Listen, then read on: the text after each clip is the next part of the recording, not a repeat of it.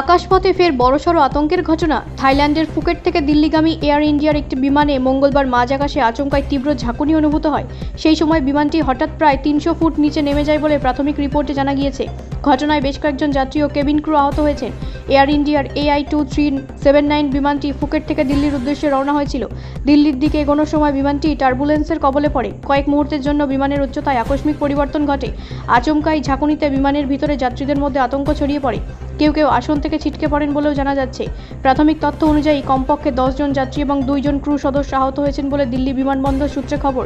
আহতদের মধ্যে কয়েকজনকে বিমানবন্দরে অবতরণের পর চিকিৎসার জন্য নিয়ে যাওয়া হয়, তবে আহতদের কারো গুরুতর চোটের খবর এখনো পাওয়া যায়নি।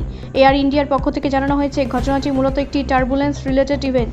বিমানের উচ্চতায় সাময়িক পরিবর্তন হলে বিমানটি নিরাপদে দিল্লিতে অবতরণ করে। যাত্রী ও ক্রুদের মধ্যে যাদের সামান্য চোট লেগেছে তাদের সতর্কতামূলক চিকিৎসা পরীক্ষা করা হয়েছে। এয়ার ইন্ডিয়ার এই ঘটনায় কোনো বড় ধরনের ক্ষয়ক্ষতি বা গুরুতর আহতের খবর না থাকলেও মাঝ আকাশে আচমকা বিমানের উচ্চতা কমে যাওয়ায় ঘটনায় যাত্রী নিরাপত্তা নিয়ে নতুন করে প্রশ্ন তুলেছে। বিমান সংস্থা ও সংশ্লিষ্ট কর্তৃপক্ষের তদন্তেই স্পষ্ট হবে ঠিক কী পরিস্থিতিতে এই আকস্মিক উচ্চতার পরিবর্তন ঘটেছিল। ব্যুরো রিপোর্ট, রাষ্ট্রীয় প্রসার বাংলা।